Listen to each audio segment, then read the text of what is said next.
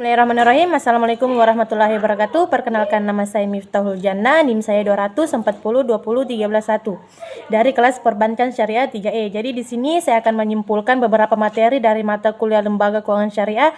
Materi yang pertama yaitu konsep dasar Bank Sentral dalam berefektif Islam. Bank sentral adalah sebuah investasi atau lembaga keuangan yang memiliki tanggung jawab atas suatu kebijakan moneter dan melahirkan tingkat aktivitas ekonomi yang stabilitas dalam suatu negara. Bank sentral adalah lembaga yang dimiliki oleh pihak swasta dalam suatu pemerintah negara yang memiliki tanggung jawab atas stabilitas nilai atau mata uang, stabilitas sektor perbankan, menjaga tingkat inflasi dan seluruh sistem keuangan dalam suatu negara. Yang kedua itu konsep dasar otoritas jasa keuangan dalam berefektif Islam. Otoritas Jasa Keuangan atau OJK adalah lembaga negara yang dibentuk berdasarkan Undang-Undang Nomor 21 Tahun 2011 yang berfungsi menyelenggarakan sistem pengaturan dan pengawasan yang terintegrasi terhadap keseluruhan kegiatan di dalam sektor jasa keuangan, baik di sektor perbankan, pasar modal, dan sektor jasa keuangan non-bank seperti asuransi dan pensiun, lembaga pembiayaan, dan lembaga jasa keuangan lainnya. Yang ketiga itu bank syariah. Bank syariah merupakan salah satu instrumen keuangan syariah yang paling dominan di antara lembaga keuangan syariah lainnya. Bank syariah bertujuan menunjukkan pelaksanaan pembangunan nasional dan memiliki fungsi penghimpunan dana masyarakat dalam bentuk simpanan. Yang ketiga, asuransi syariah. Asuransi syariah adalah suatu saling melindungi dan tolong-menolong di antara sejumlah orang atau pihak melalui investasi dalam bentuk aset dan atau tabarruk yang memberikan pola pengembalian untuk menghadapi resiko, terutama melalui akad perikanan. Yang syariah adalah akad yang tidak mengandung gahar, penipuan, syair, perjudian.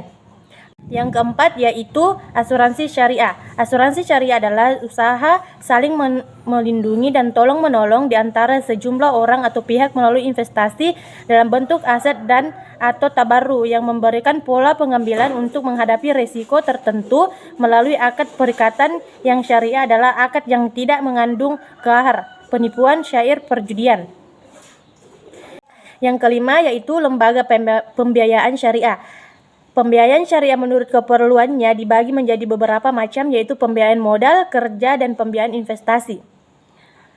Dalam pembiayaan modal, kerja diantaranya terdapat anjak piutang, pembiayaan konsumen, kartu kredit, dan penjualan surat-surat berharga. Seseorang yang belum mampu memenuhi kebutuhan primernya tergolong kafir miskin yang wajib diberi zakat atau maksimal diberi pinjaman, kebijakan yang disebut dengan qadar hal-hazan.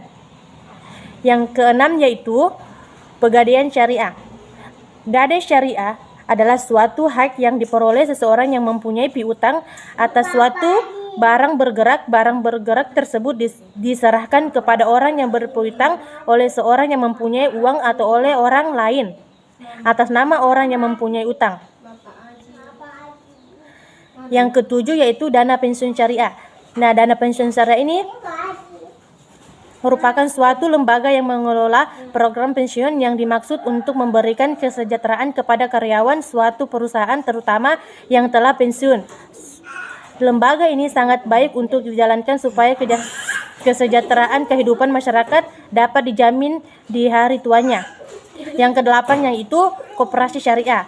Koperasi syariah memiliki dua latar belakang pendirian dan kegiatan yang hampir sama kuatnya, yakni sebagai lembaga keuangan mikro dan sebagai lembaga keuangan syariah. Koperasi syariah memiliki tujuan pada umumnya yaitu untuk mewujudkan kesejahteraan pada anggotanya dan masyarakat luas serta membantu membentuk perekonomian di Indonesia berdasarkan penerapan dari nilai-nilai yang diajarkan Islam. Yang kesembilan itu Baitul Mal wa Tamwil.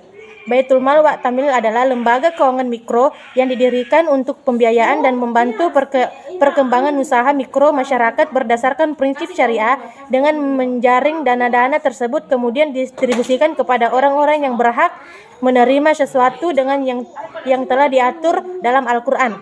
Yang Ke-10 itu pasar modal syariah. Pasar modal syariah adalah suatu tempat pertemuan para penjual dan pembeli untuk melakukan transaksi dalam memperoleh modal. Penjualan dalam pasar modal merupakan perusahaan yang membentuk modal admin sehingga mereka berusaha menjual efek-efek di pasar modal. Yang ke-11 itu Ventura Syariah.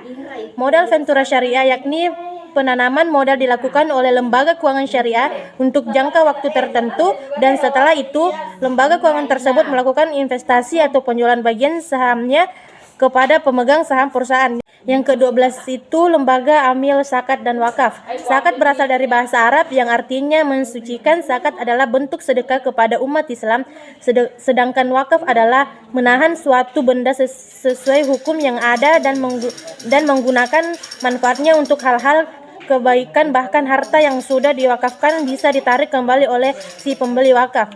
Itulah tadi materi yang dapat saya sampaikan, kurang dalamnya mohon dimaafkan. Wabillahi taufiq wal hidayah. Wassalamualaikum warahmatullahi wabarakatuh.